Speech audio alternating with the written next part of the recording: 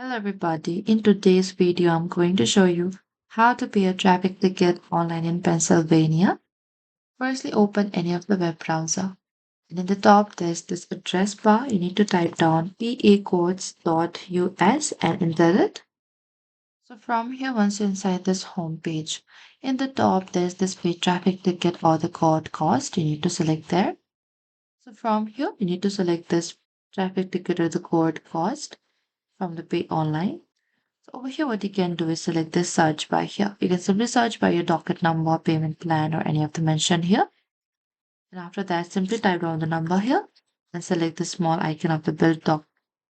And after that, select the search here.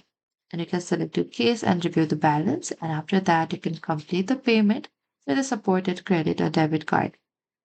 And after that, you can save your payment confirmation. And the online system charges are 2.75% non-refundable service fee, and payments are generally limited to $2,500 per transaction. And that is it. Thank you for watching this video. I hope this video was helpful.